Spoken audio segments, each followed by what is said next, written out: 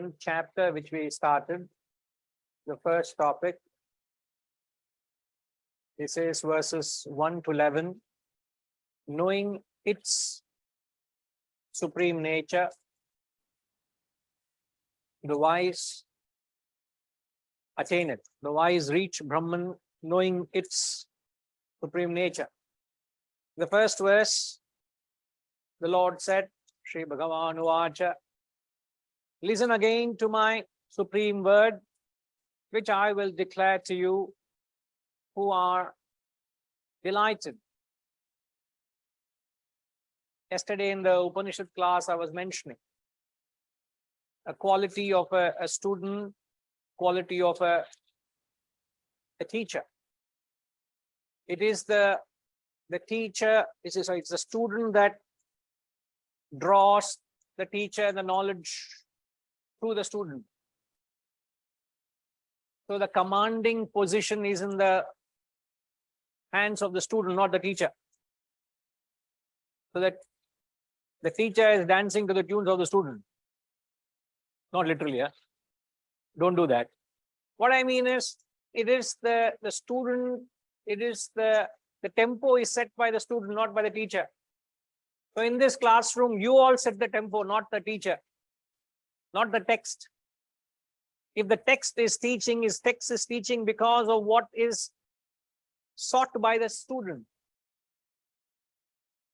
And how do you justify that? As I've said, is there is this principle or the concept of demand and supply. Whatever is the demand, there will be supply.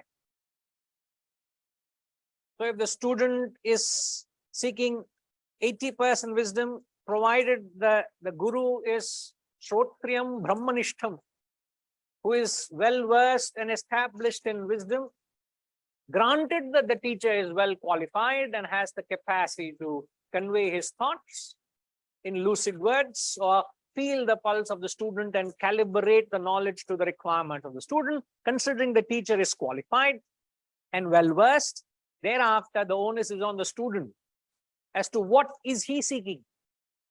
If the student is seeking Atma Vidya, and if he is the realized soul, he will give Atma Vidya. If the student comes only with a jignasu, with a mere curiosity, I wanted to always hear Vibhuti Yoga. What has this beautiful chapter got to say? It is just a mere curiosity. To that extent, the teacher will satisfy your curiosity. You go to a guru with pinpricks of your problems of life. You have hiccups with your mother-in-law, you have hiccups with your neighbor, you have hiccups with your spouse, you have a problem with your boss. So you go to the guru and ask him, please give me a solution how to solve the problem. He'll only solve the problems and keep quiet. He will not give you Atma Vidya. Demand and supply. So when you walk into his classroom, what are you seeking? You know, to that extent I will act. Because you have set the tempo, not me. But here in the text he says, oh Arjuna, you are very delighted to listen to this message. So please hear from me, and I am doing this for your welfare. That was the opening verse. And then in the second verse he said, neither the gods, the host of gods, nor the great sages know my origin. What we said, the gods and sages here, gods, whenever they use the word plural, gods means the senses. I'm just quickly recapping. The gods mean the senses. The Lord of the gods, the Lord of the senses is the mind. And the sages refers to the intellect. So when he says, neither the hosts of gods, nor the sages know me, it only means that the Brahman or that experience of God of realization cannot be captured by senses. You can't capture God. It is not an object of perception. So you can't capture God through your sight. You can't say, I see God. Many years ago, I remember my guru telling this of a Swami who used to go all around.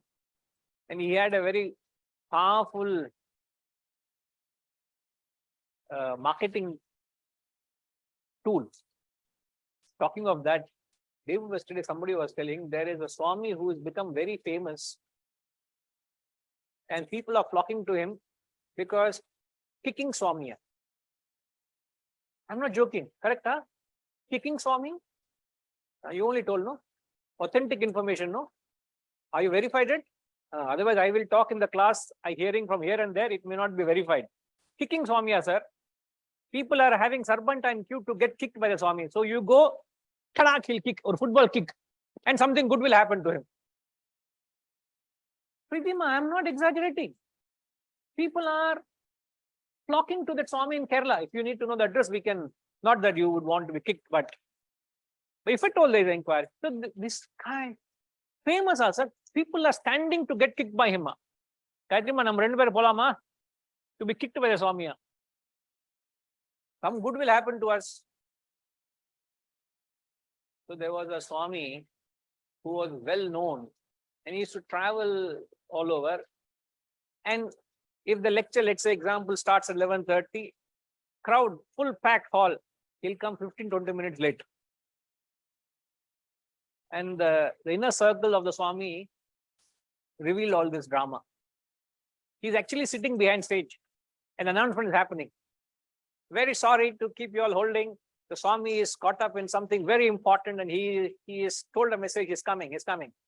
And he comes and his opening statement is, I'm very sorry to have kept you waited because I was just having supper with God. Supper with God? What did he say? He's caught everybody there. In the Mari drama, it's a morning session, I just had a breakfast with God. And people believe him. And here are the Shastras saying God is not an object of perception. You can't capture it with your eyes, means you can't see God. You can't hear, smell, taste, touch, out. Dismissed. It is not an object of perception. It is not for your senses. It is not even for the Lord of the senses. We can't capture God through emotion. It's not something in your elevated bhakti. You feel, oh, I've come to the verge of realization. I've actually got moksha. Nonsense. I'm sorry to say, you cannot capture God in emotion. You can go through trance, but trance is not transcendental experience. It is almost taken into believing that trance is a transcendental experience. Trance is not a transcendental experience. It is just but a mere elevated emotional state. That's about all. Nor can you capture God through intellect, which is what he says as the sages. So sages refers to the intellect. I am the source of all the gods and the great sages.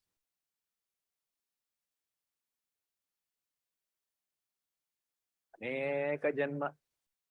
We have to put in so many janmas to get to that state, because even the best of the gods and sages don't know.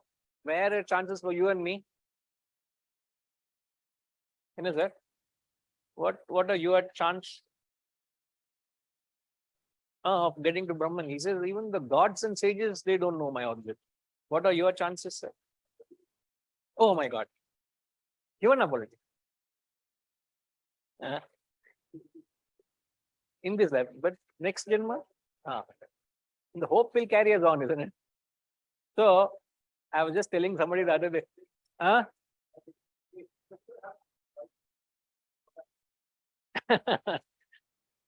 the effort illame onnu aadu. What the point number? Grace is universal. It's not preferential, no? You mean to say the sun God is gracing your home with greater luster and rest of the Sainik Puri society? Andamari mudiyuma? The sunlight is all pervading. I put up a canopy, I put up a structure and say there is no light. Who is to blame? I have put a structure. Sunlight is everywhere. If there is no light here, who is to blame? Because I have decided to put up a structure. Otherwise, sunlight is everywhere. So, grace of God is everywhere. Because of my ignorance, because of my limitations of not being sattvic enough, not deserving enough, who is to decide whether I deserve? I decide myself whether I deserve or not. Nobody else decides. But the way I conduct myself, I decide whether I deserve the grace of providence. But providence and grace is universal, always, unconditional. So there were two Swamis. I was just telling a story the other day. I'm reminded of it and I'll share it. There were two Swamis who were meditating. They were they were independent in different places, not far away, but they didn't know the existence of each other, but they were engrossed in their tapas. And Mr. Mischief was on his rounds. Who is Mr. Mischief? Urvalda, Shastra, Mr. Mischief. Mr. Narada Muni was on his rounds. So he was in his usual mischievous mood. So he goes to the first Swami. As I said, Swami 1, Swami 2. The Swami 1 is actually highly spiritual. In fact, he is about to attain moksha in the Janma itself. That is his actual factual spiritual status. He's actually going to realize that Janma. But what Narada does the moment he sees the saint Narada, he wakes up and he takes his blessings and asks, I have been trying to seek this salvation. How long is it going to take for me to attain moksha? And he was looking for an answer. And that Swami was sitting under a neem tree.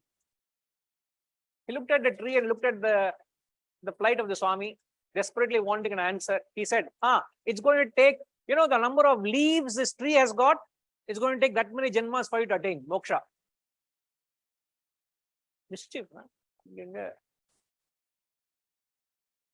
To which the Swami was so delighted, so excited, because he thought, Aneka Janma, it is an unending Janma I'm going to have.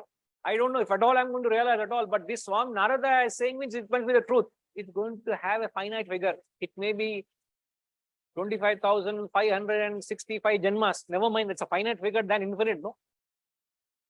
So he sought his blessings and said, let me come back to my sadhana, and he sought his leave. A little further away, the other Swami. What is the state of other Swami? That fellow has got infinite janmas to go. And what he tells him, actually you're going to realize, the next 2 weeks you're going to realize, man, I am guaranteeing you, if Narada, you are saying so, I am blessed. Thank you very much. I just needed the assurance. I knew it. It's just that your assurance was required. And he said and he left. And then what was this man thinking? I'm going to realize in 2 weeks.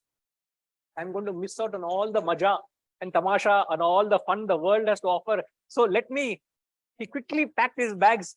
Anyway, realization is guaranteed because Narada himself said so. So what?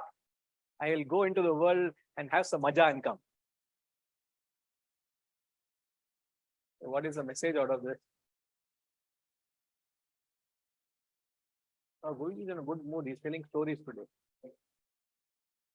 What is the message out of this?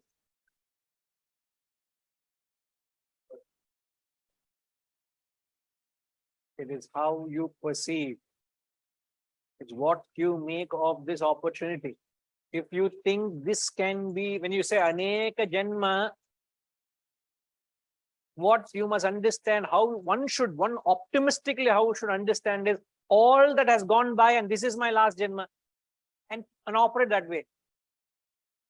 Imagine this building is going to be on fire and some alarm system has gone off and news comes to you, this building is under fire. Would you still want to complete your conversation with thy neighbor? Would you want to just linger and let's finish few things and say, then I'll vacate? Isn't there an urgency? A true seeker operates with that urgency that enough time has been wasted and I don't have any much time with me. I'm done. I need to do everything that's needed to get liberated. That should be the spirit. Right? So, the first one, is there any doubt? Unless you say, let's follow the second category. Then let's wind up quickly. If we follow the second category, let's wind up. Let's go for a holiday.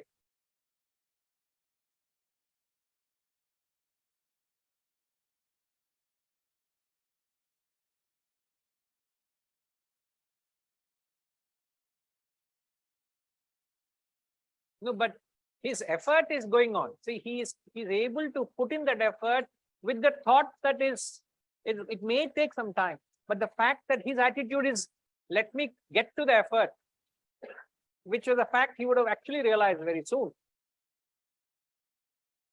You got it? Right. I think we did get into the third verse, but just for the benefit of it, we will chant the third verse once again. Just a minute, ma. I'm seeing Rajesh ji for the first time. Rajesh ji, are you coming for the first time, sir? Namaskar. Hari Om Guruji. Yes, I'm coming for the first time. I'm afraid we can't hear you. I've unmuted myself. Now we can hear you. Yes. Thank you. Yes, I'm coming for the first time, Guruji. Where are you from, sir? Basically native of Goa, but now settled in Hyderabad. Oh, Hyderabad. Very soon we're going to stop streaming, sir. Then I'll be most delighted to attend in person. For that reason, I'm saying. Yes. Right, sir. Definitely. Glad to have you. Right. Thank you. Me too. Verse 3, please. Yeah.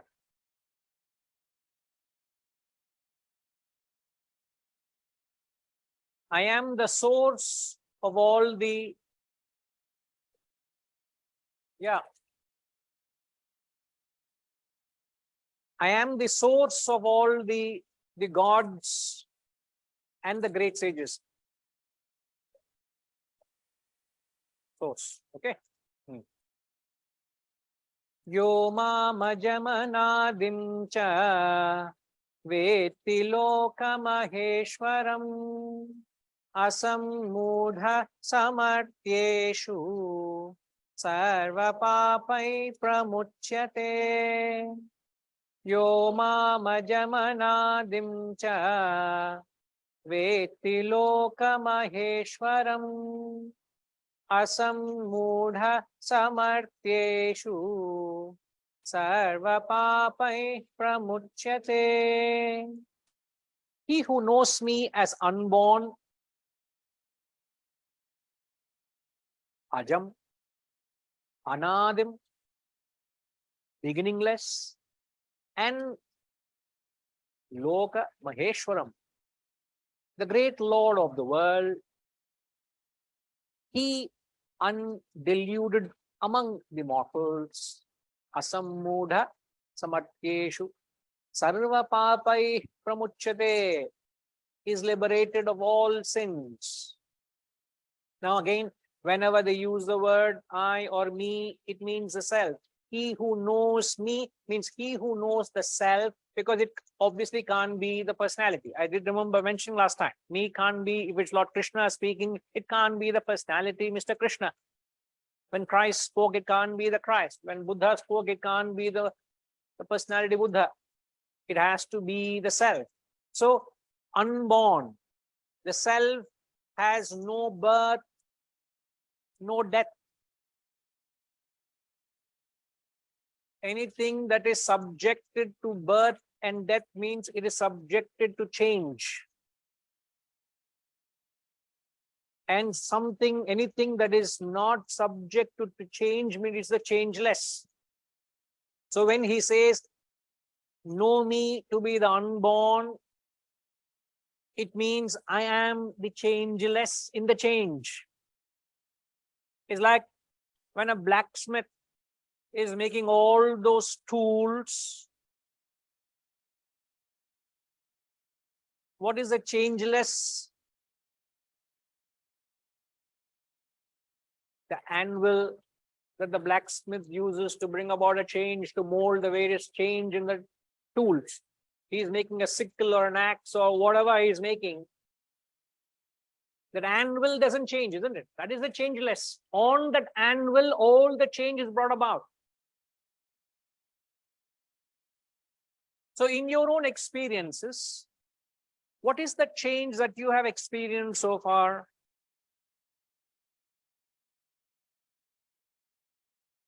How do you see? These are all pointers for serious aspirants and seekers to use to contemplate, to dwell. He says, I am not born, I am not dead, I am the changeless. Now, what is that change that you have been experiencing in your life is the question. What is the change that have you been experiencing?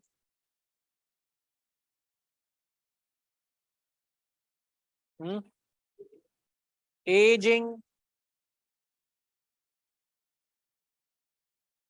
the body, the mind, the world. The body is going to change. Your feelings are subject to the change. I hope that doesn't change. No, wisdom is changing in the sense it's evolving. Isn't it? Wiser.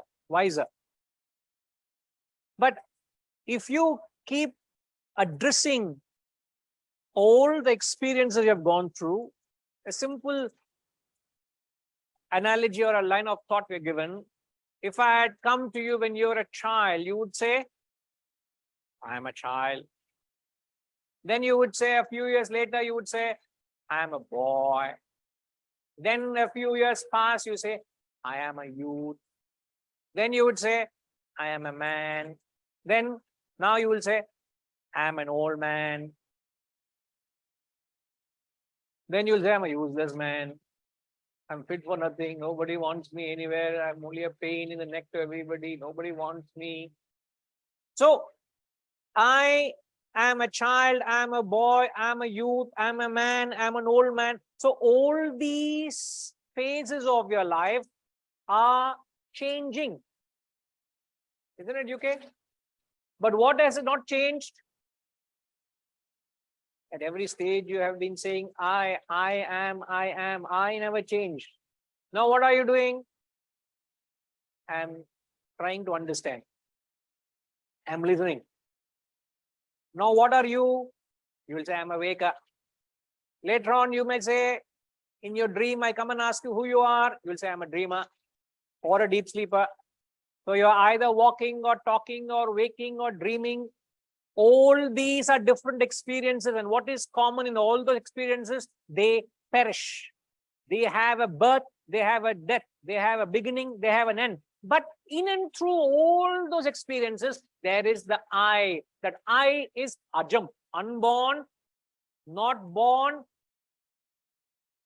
Since it's never born, there is never is there a death for it, means it is never subject to the change, means it is permanent, it is changeless. That is how you come to an understanding. That's the argument, line of thought.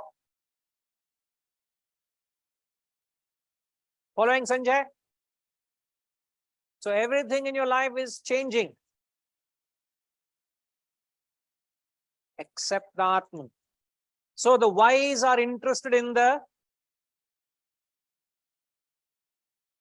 changeless, not the change.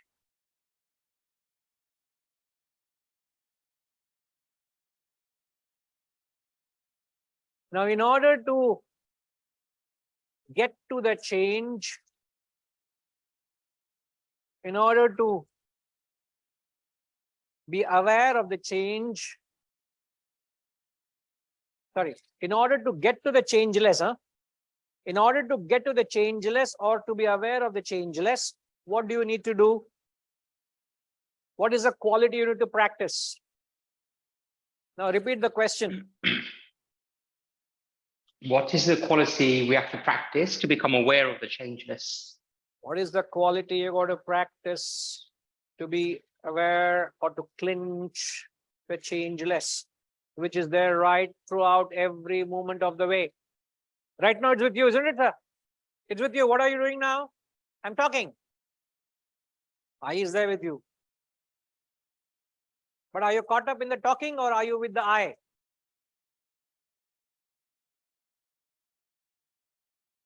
Where are you? Talking? Huh? I am with I.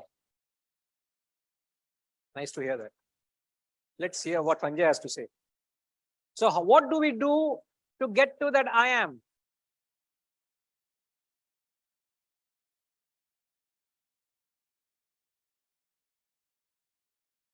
I'm talking as sadhana. I'm not talking of, see, he mentions it not as a abhyasa. He's mentioning as a lakshana vakya, statement of fact. But the job of a teacher is to help you convert a statement of fact into a statement of practice. If I can help you with that, I've done my job. Otherwise, it's just a matter of information. No use to you. If I don't tell you how to get there, what's the point of me talking of it, isn't it? Lakshana Vakya means a statement of fact. Now, how do I get to that? So I'm converting, or the questioning is to convert a statement of fact into a statement of practice. So how do I practice to get to the changeless? Any thoughts, Sanjay, quickly? Just seeking, that's the only quality I can think of. Yes? Seeking. Just, sorry. Seeking.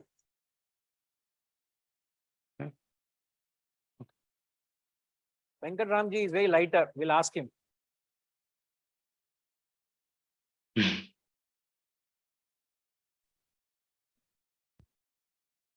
Guruji, by seeking knowledge.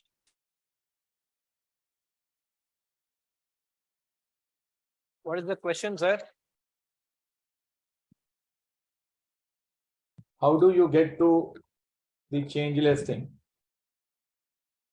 We are all interested in changeless. How do you get to that? How to get to the, how to Changeless. attune to the changeless? Yes. What's that quality? In fact, the answer is one word. Seeker. You all formed a union or what? Seekers Union. Seekers union. Yeah, because we are all seeking. Ah. Any thoughts? Yes, Setuji, give him the mic, please.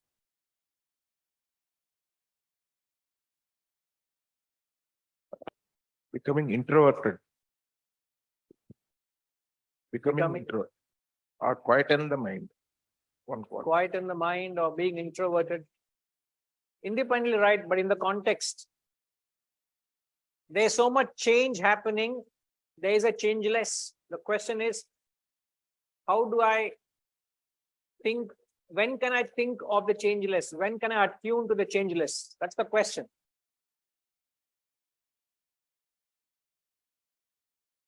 By not focusing on every bit of change around me. By not being subjected to the change that is happening around you. By just trying to be a witness to the change. Perfect answer, Ashama. By being a witness to the change that is happening. See, if I am also subjected to the change that is happening around me, where is the chance for me to get to the changeless? So if I can stand apart and watch the change happening around me, to that extent, I am attributing or I am taking the quality of the changeless. What was the stance of the I when you left the infancy and became a youth? What was the stance of I, sir? Shivaji? It felt happy for you that now you started walking instead of crawling? I felt happy for you. Huh?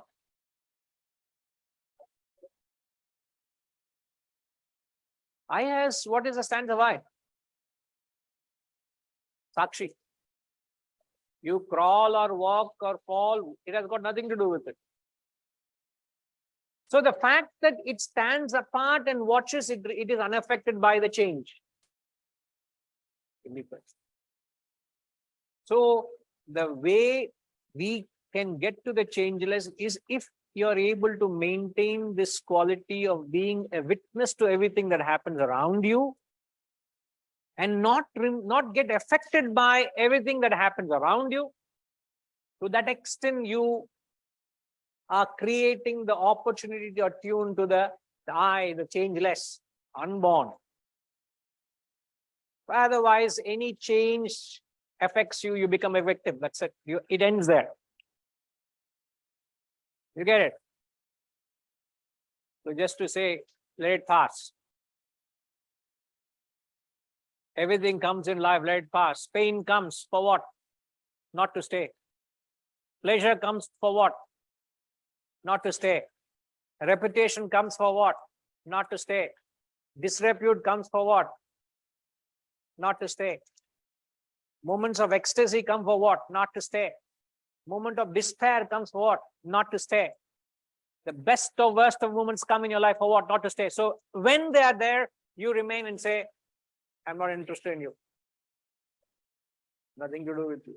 If you are able to say that, you will get into the true spirit of Ajaha, unborn. And then he says, Anadim, know me as the beginningless.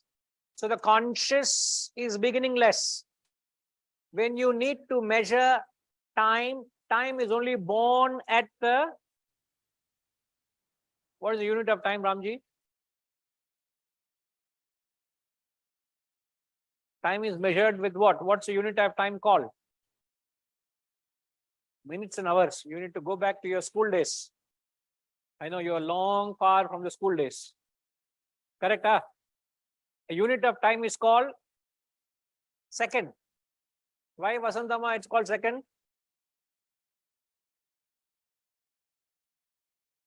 Huh? Time is only born at the second experience. Time is not born at the first experience. The time is an interval between two experiences. Just like distance is measured between 2 points. There's no measurement at a point. So the world is born only at the second experience. But Brahman existed at the very first experience. Therefore, it is beginningless.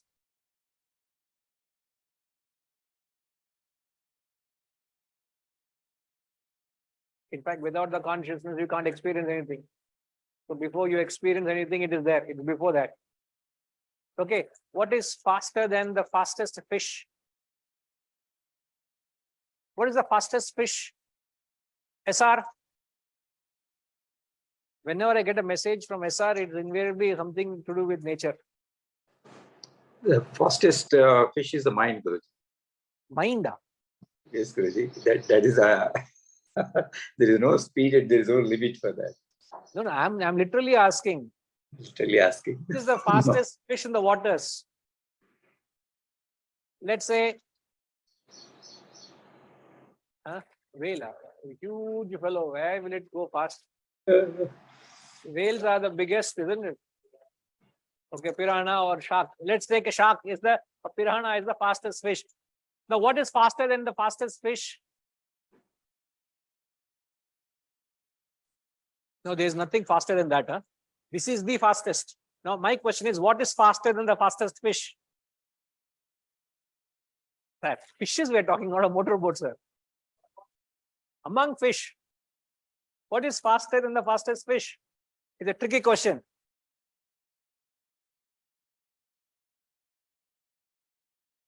Huh? Fishy mind. Vaishnavi is saying the first fish.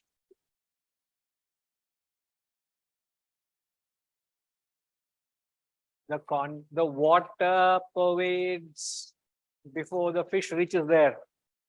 So what is faster than the fish is the very water it permeates and lives in.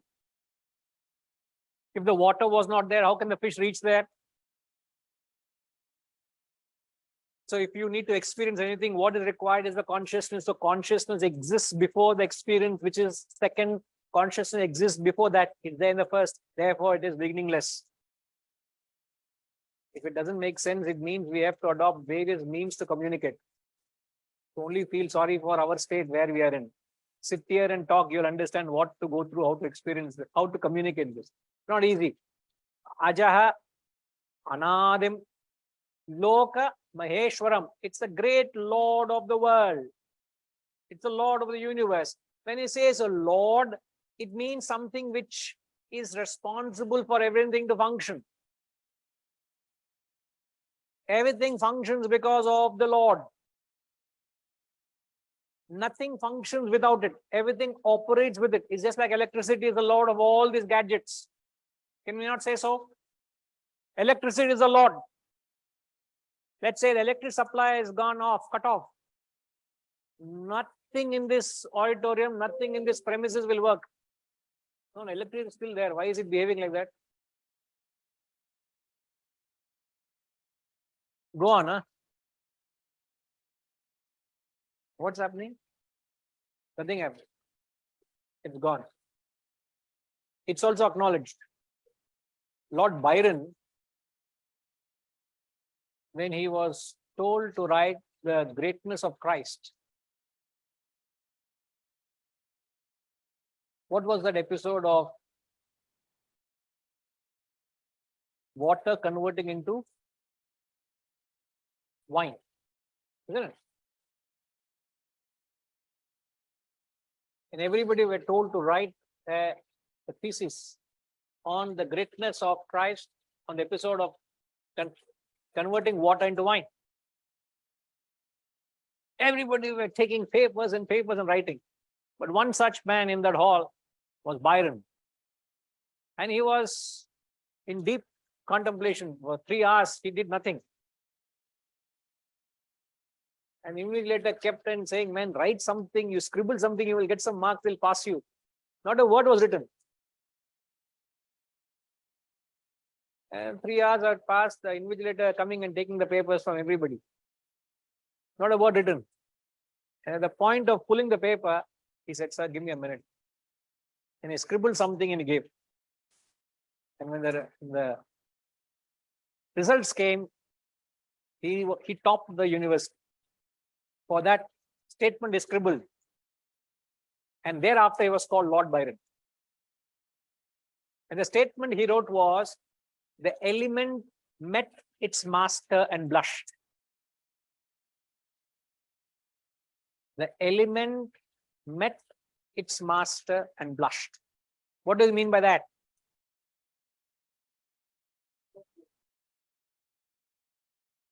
Master and became wine. Yeah, blushed. So it's transformed. So if the element is able to recognize the master, who am I to describe its greatness? So when I said electricity is the lord of all gadgets, the monitor from behind, ting, it said to me, element met its master and blushed. It reacted, tongue, a sound came. No sound came from here. Only sound came from the, correct, Pritima? Rajima, you should have been here to exact timing, perfect timing. The monitor, ting, it said from behind. What did happen? The element met its master and blessed Gayatri. That's all. You are not the master. I am the master of the machine. But still help me. When I have to operate, you only must tell me. So what it means is nothing happens without it. In fact, this is the best definition of God. Let me write it out for you all. Whenever there's a chance to write it, I write it so that it reiterates and reminds us.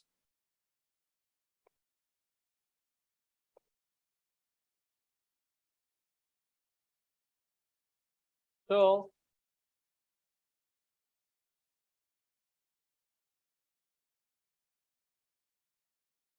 this is the best descriptions of God.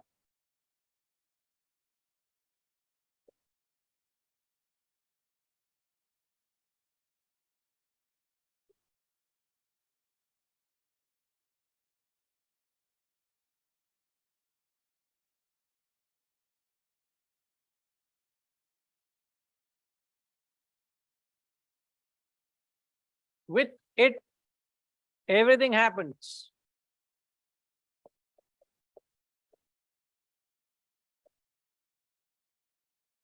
Without it,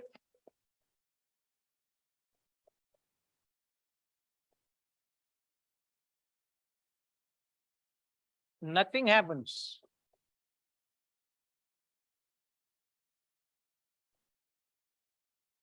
Yet, it has got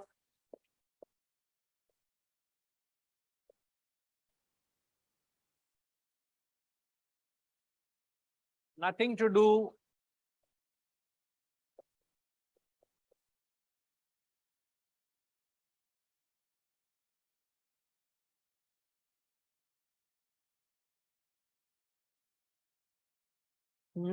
with the happenings. This is perhaps one of the best descriptions of God. It is the Lord. So I'm only trying to explain what Lord means. Now, when you take this definition, with it, everything happens. What is happening? The air conditioner is air conditioning. The light is giving luminosity. The microphone is giving sound. The fan is giving breeze. Every gadget has got its life. Because of what? With it refers to electricity. With it, everything is happening. Everything comes to life. The speaker is giving volume. Everything is happening. When electricity is cut off, without it, nothing happens. Everything becomes inert, insentient, lifeless matter, dead matter, no life. Without it, nothing happens. Yet, has electricity got anything to do with the light or air conditioning or refrigeration or breeze or the voltage of the bulb?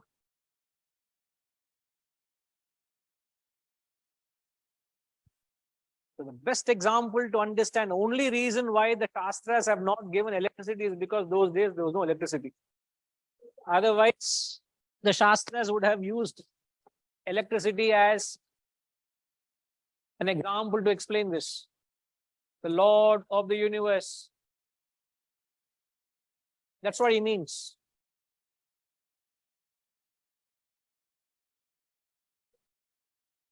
Petrol, you can take petrol, etc. So he, undiluted among mortals, is liberated of all sins.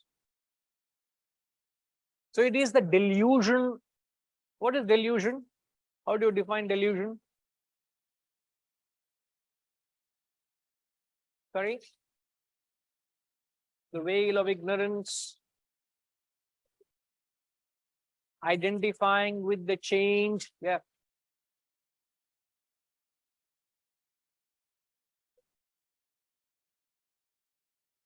A state of confusion. You start seeing things which isn't there, which is you caught up in the happenings. It clouds you. It conditions you. And you, in the deluded, confused state, what do? You make the unreal real. You get caught up. So is only the undiluted among the mortals. Are there any here? Only the undiluted among the mortals is liberated of all sins. Long way to go for us. Because we are in the realm, in the state where we think if I eat ginger today, I'll feel committed a sin.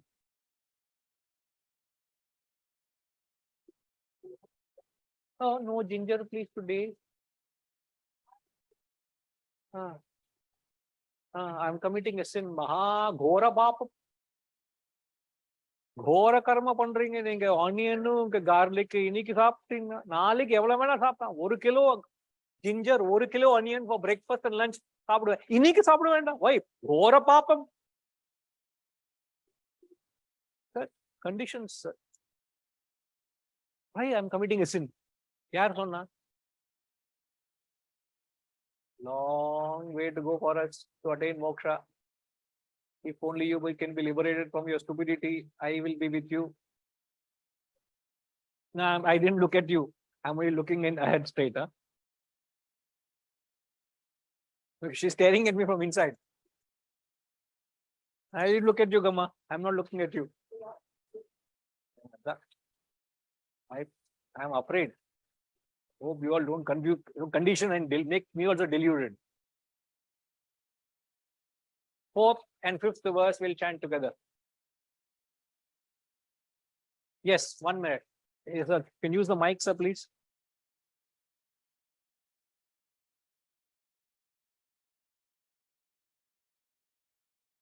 We know that ignorance of Brahman is world, right? Because that ignorance is the world. then why does he call himself Lord of the world? In the sense that is there a confusion there? In the sense that we learned that ignorance of Brahman is the world. That's why it's the Maya. So that's how.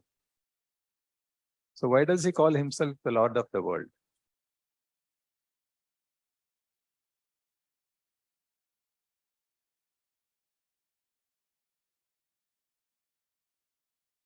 So when you go to the dream,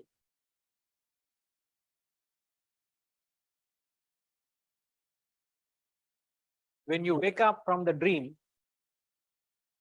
you know that the dream is illusion, right? Is there a point telling you when you're in the dream that the dream is illusion?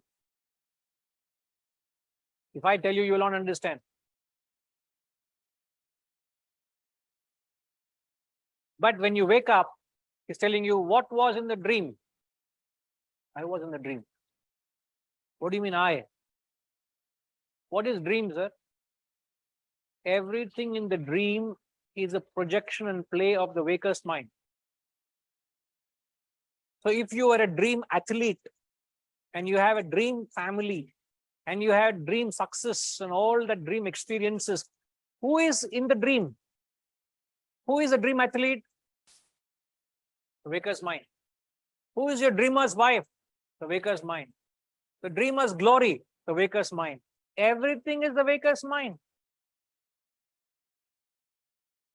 So first he says, what you're experiencing is illusion. I am in it, I am beyond it. I am in the dream. What is in the dream? The waker's mind is in the dream. I am beyond the dream. What is beyond the dream?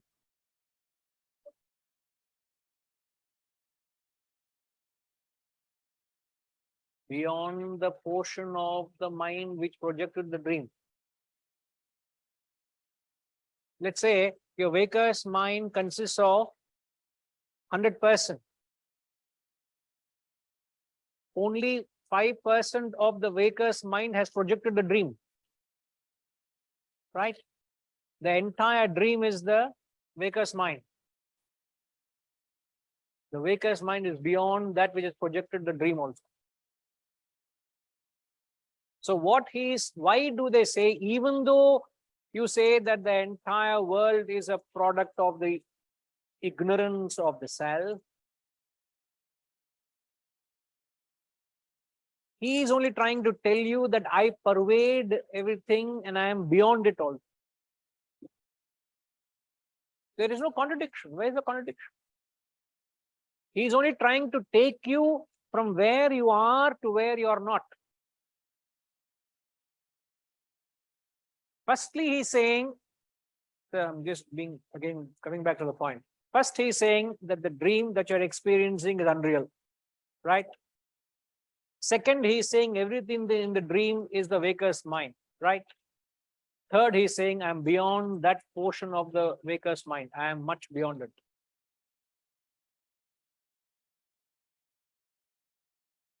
The threefold definition of the Shastras, whenever they describe Brahman, they explain in Trinity. The first description of Brahman,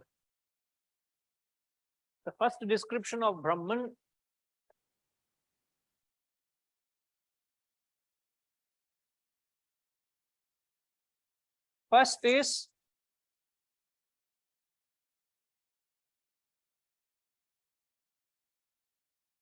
what is Kshara? Perishable. So they say Brahman is the perishable. What is it that's perishing here? The dream.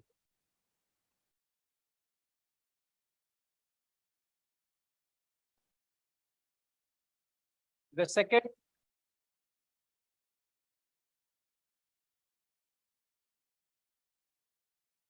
the akshara,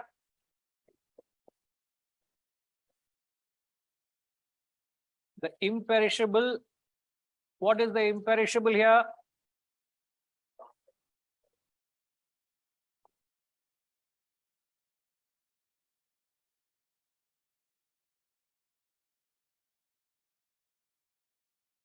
Okay, sorry.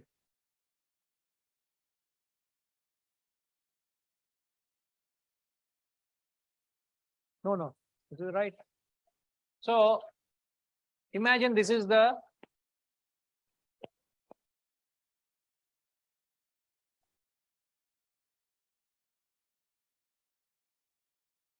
waker's mind, sir. The waker's mind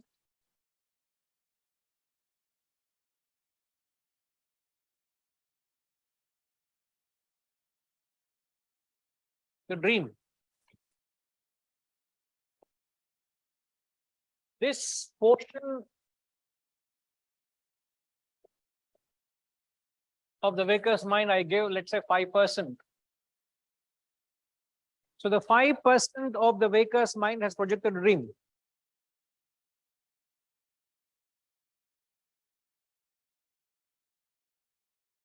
Now, what is Akshara here?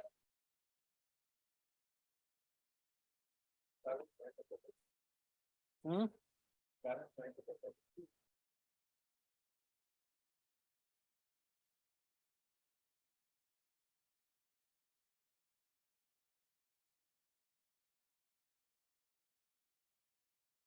They give Trinity.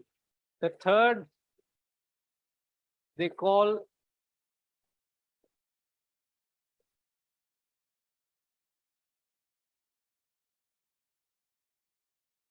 it as the supreme being. So there's a third definition also of Brahman. Now, in the example, what is the Brahman here? What is the Brahman here?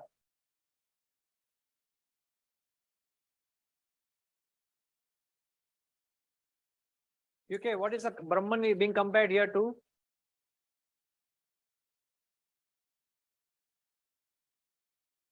Hello, sir. Brahman, what is the example, comparison in a Brahman? Vaker's mind, correct. So if I'm asking you what is a Vaker's mind, I am taking this route of explaining this. Because you will not understand what a Vaker's mind is. So if I ask you what is the imperishable with reference to the diagram, the imperishable is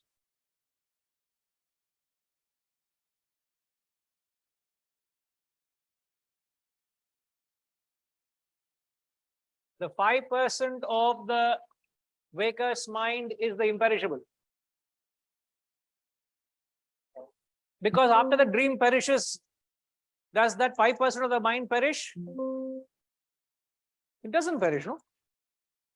But is that all the Vaker's mind? Then they say Brahman or Supreme Being, it is actually, they say it is beyond it. They say beyond 1 and 2. Uttama Purusha is beyond the Kshara and the Akshara. Beyond it, they say. What is beyond it? Which is the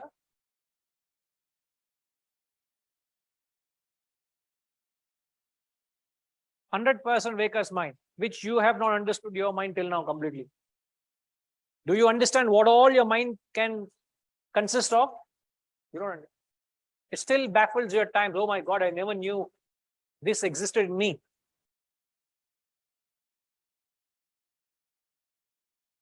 So now the question you are asking is, if you say that the world is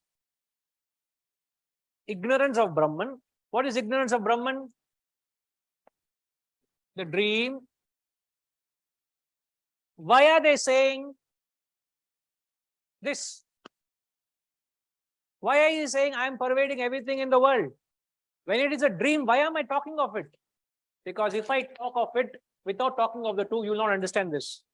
For that reason, they take you step by step. First, he says, everything is pervaded by me. Why are they talking? Because you are seeing a world. You see a world.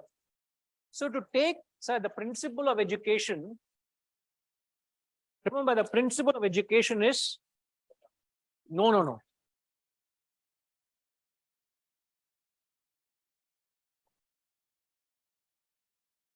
This is the fundamental principle of education, is to move from the known to the unknown. And unknown is Brahman. What is known to you? The world. So the first step they teach to describe Brahman is through the known, which is the world. So therefore say, I manifest and pervade where? Entire world. All that you're experiencing in the world, I am there. First step, the gurus say. They will not say the world is Maya, because you're not ready for it.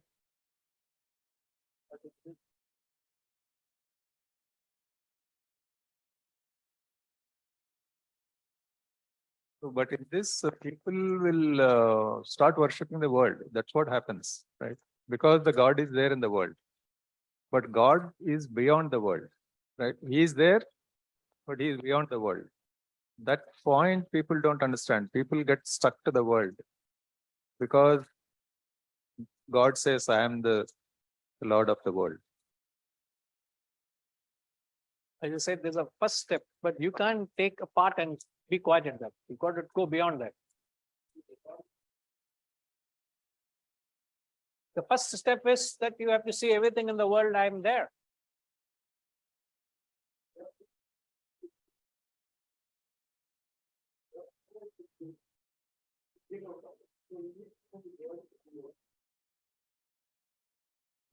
But yeah.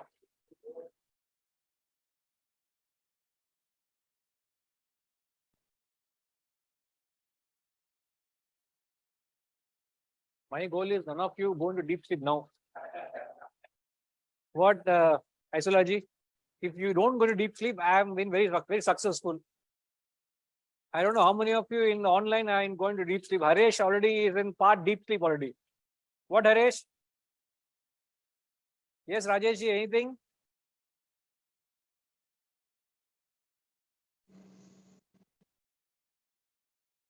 Guruji, I'm wide awake.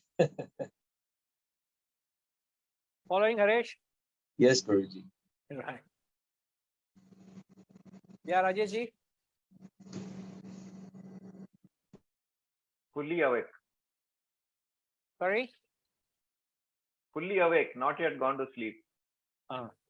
Little while I continue, I guarantee you'll be transported. Because I know many people say, I don't get sleep. I open the Vedanta book, automatically I get sleep, sir. Guarantee I get sleep. I said, I don't know, it's a compliment or what. So that day I decided I will not write any books, because the people will come and tell, Guruji, I never used to get sleep, but I opened your book, immediately I felt sleep. What is this magic pill you have got? Even the medical, the sleeping pills aren't working, but Vedanta books are working miraculously. You know, sir? So when the book comes out soon, please test it out and tell me. That's a test to our tradition. We have to keep up to the tradition of the gurus. Ilya, something which is meant to wake you up, people say it puts me to sleep. It is supposed to wake you up, no?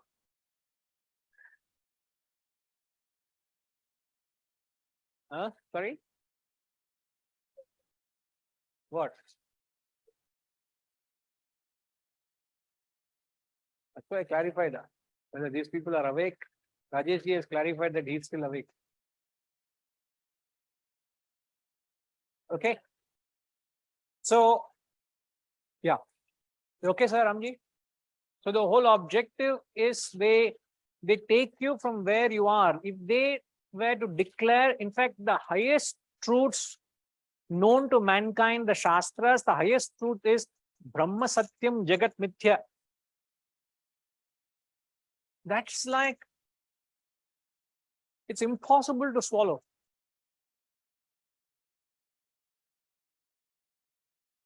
So they can't give you the highest first, they give you that the last.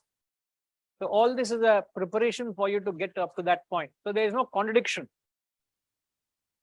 So to answer your question, I have to explain this, how they clarify.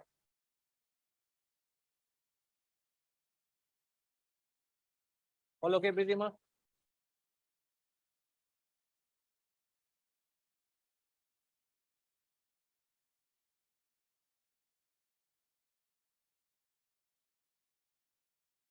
Let's chant 4 and 5 and we'll just get into it. But it's a long characteristics. We'll just chant through. Buddhir jnana sammoha kshama satyam dama shamaha sukham dukkham bhavo bhavaha bhayam cha bhayameva cha ahimsa tatushtihi tapodanam yasho yashaha bhavanti bhava bhutanam matayeva prithagvidhaha. Once again, buddhir jnana sammoha kshama satyam dhamma shamaha sukham dukkham bhavo bhavaha bhayam cha bhayameva cha ahimsa samata tushtihi tapodanam yasho yashaha bhavanti bhava bhutanam matayeva prithagvidhaha. Now verses 4 and 5 are chanted together because there's a continuity of thought. Now these two verses, he is giving the list of characteristics of beings that have come out of me. So he says, what are the things that has come out of me? The kinds of characteristics of things have come out of me. First he says buddhi, the intellect. Second he says jnanam, knowledge. Asammoha. The third is non-illusion. The fourth is kshama, forgiveness. Fifth is damaha, the control over senses, self-control. Shamaha, control over your mind. Sukham, dukkham, joy and sorrow. Existence and non-existence. Bhavaha, abhavaha, fear and fearlessness. Bhayam, abhayam. In the fifth verse, he says, ahimsa, non-injury. Samata, equanimity. Tushtihi, the beautiful word, tushti means contentment. Very.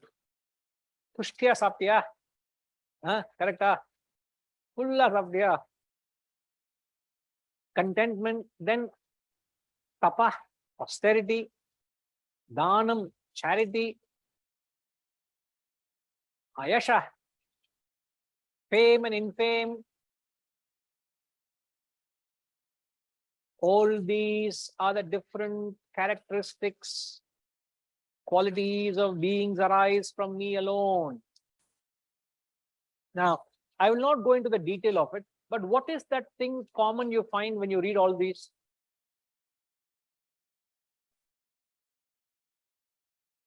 Pairs of opposites?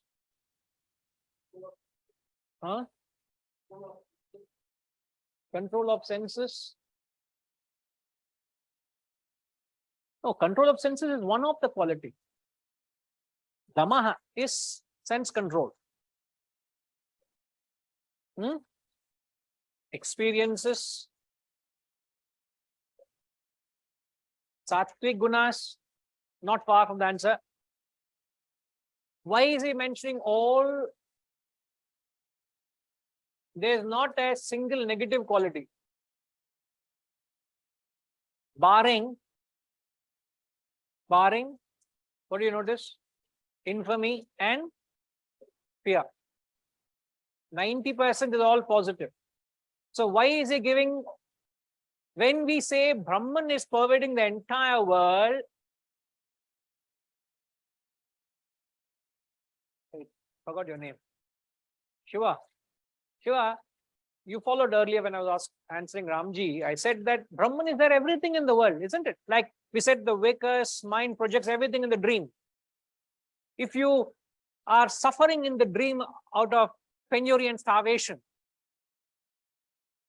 what is that suffering of penury and starvation from the waker's point of view? Nothing, isn't it? Illusion, isn't it? But when he talks of all that pervades in the waking world, he's only talking of positive. He doesn't talk of any negative quality as a characteristics born of me. Why? He could have said one or two good qualities and give all the negative qualities. No, they also come from me. No, everything happens in the dream is the waker's mind. Oh, I had a terrible loss in the dream. What? Because your waker's mind only. Don't worry, it's just a dream. Your own projection. Why is he only talking positive? Shiva, the mic couldn't be there.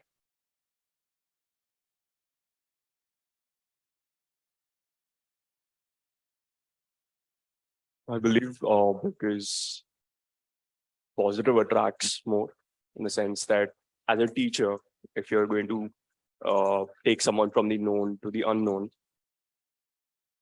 I believe like if you used or utilized negative qualities to convey the message, even though positive and negative, it's equally divided. If you could utilize the negative connotations more, it would not get the message across to the student. I believe it's being used more as a tool to convey the message. And what's the message? That you are not, well, let it be positive or negative, you're not that emotion or the feeling or whatever words are being, the descriptive words that are being used. You're beyond that, and that being the message. But if you, let's say you utilize the negative connotations more, that would not convey the message properly. See, the message is, he's very clearly saying, these are all the characteristics born of me. Yeah. So you're trying to identify divinity. Yes. Now, if I ask you a simple question, is it easier for you to identify godliness in a saint or a sinner? Saint. Why? Is the Brahman not there in a sinner? It is. It is also there in the sense. It's hidden. Yeah, it's there. It's obscured by the impurities of a sinner. But God is very much there. It's the same in a sinner or a saint. But then, why is it easy for you? Because he's filled with those qualities. It's more apparent. Because It's more apparent. You can see it. You know, it's more evident. it's more evident. Yes. Yeah. Inna sir? Whose experience? Pass the mic. When we see a divine person, we experience the Correct. divinity. The other person, we don't experience the divinity. So it is easier to identify divinity in positive qualities than negative qualities. Not that divinity is any less there, but it is more easy to attune. So to help the seekers, to facilitate their association of thoughts, he only attributes positive qualities. Because if he has to expect you to see divinity even in negative, it means you are so highly evolved that you can see Brahman in a sinner also. You can see the Atman in a Shudra also, not a Brahmana. That means you must be a very highly evolved person that even a Shudra you see as God. In a garbage bin also you see Brahman. I'm sorry to say, on one side we have put Pulayar, on other side I put decorated garbage bin. And the difference is no difference from an absolute standpoint. It's all matter. Everything is provided by God. But you and I can't see. Enna sir? Next Sunday class I come, adu edutittu nee garbage bin podninga, adukku mela mala vera podninga. Enna sir? What are you trying to teach us? Enna paithiyama potrukku neenga. What are you come to? You will come and you will not spare word trying to see this fellow gone cuckoo mad. This fellow. You're worshipping a garbage bin. Brahman is everywhere, but you don't go and worship that. Just trying to facilitate the seekers because we associate divinity with positivity. So he enumerates not just this, the rest of the Vibhuti Yoga is, he says, I am, if you go back, if you go into the rest of the verses from 19, Amma, 19 podungo, 20 podungo.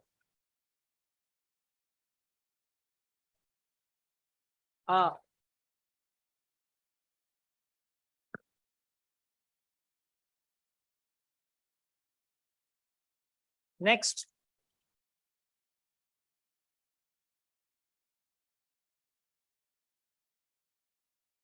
You see, of Adityas, I am Vishnu. Of luminaries, I am the radiant sun. I am Marichi of Maruts. Of Asterisms, I am the moon. Next. Of Vedas, I am Samaveda. Of the gods, I am Vasava. Of the senses, I am the mind. And of living beings, I am consciousness. Next. Of Rudras, I am Shankara. With Tesas, of Yakshas and Rakshasas. Vasus, I am Pavaka. Of the mountains, I am Meru. Next. Of household priests of Partha, know me as Brahaspati. I am Skanda. Of generals, of the lakes, I am the ocean. See, he takes the best of everything. Next. Of the great sages, I am Bhrugu. Of speech, I am the monosyllable Om. Of yajnas, I am Yapa Yajna, the Jnana Yajna. Of immovables, I am the mighty Himalayas. I am coming. So I'm saying I'm coming. Thank you. Of all trees, I am the Ashwatha. Of the great sages, I am our great mischievous Narada. See, he takes the best. Gandharvas, Chitratha, of Siddhas, etc. So he goes on enumerating all the verses of horses, Uchchaishravas, Airavata, Vajra, Gandharpa, Vasuki of serpents. Why is he saying? He goes on. The rest of the chapter is only trying to take out the best of the best and say, I am there. So that you are associating Brahman with the best. Because consciously or unconsciously, you're only quoting happiness. You'll never quote anything negative. Since by quoting positive and quoting happiness, you're associating with Brahman. That's the reason they are trying to use that psychology. It's a very powerful psychological prop. Correct, Shiva? It gets the message very clearly. Right? Yes, sir. Scientifically, an atom, the core of existence is positive. All the negative is only in the peripherals. Whenever you represent anything through the atomic structure, the positive is in the core of that. Core of it. The peripherals are all the negatives. That's what a phenomenon is. Thank you.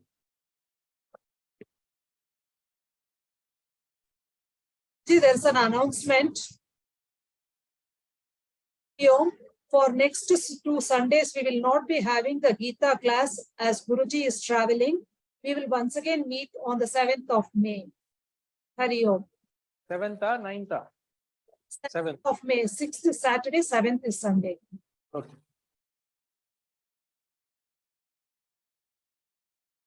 Om Purnamada Purnamidam Purnat Purnamudachyate Purnasya Purnamadaya Purnamevavashishyate Om Shanti Shanti. Shanti. Hari Om. Shri Guru Namaha.